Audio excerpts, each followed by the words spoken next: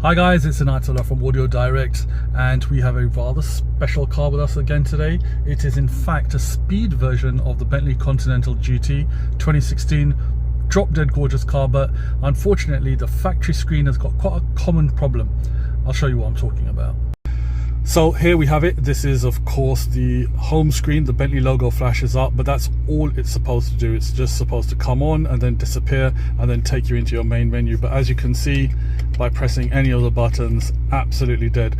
This is actually quite a common fault on the Continental GT, the 4-door, 2-door, and it's an ailment that we've come across many times, so we know what we're doing to correct it. It is unfortunately the motherboard behind this main unit. This looks like two screens, but it's actually just one console. You've got this chrome bezel, so we're going to remove this entire thing. We've got about 10 of these units constantly on standby because it's such a common fault, and there you go, right on cue. It dies, it comes back, it dies, it comes back.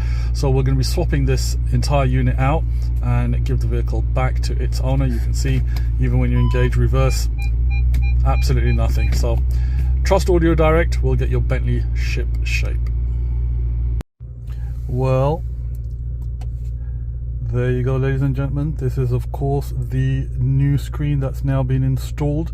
This is actually that one piece with the chrome bezel, all new, fully installed. As you can see, everything is fully operational. Of course, we can't demonstrate the sound quality, which is really good in this car actually, because of copyright, but suffice to say, all works very well.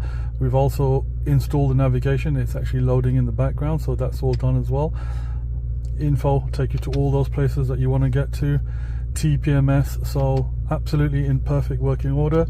You've also got the ice cold AC in this car, and of course now when you put the car in reverse, you also have the reversing camera. So once again, another cracking job by Audio Direct.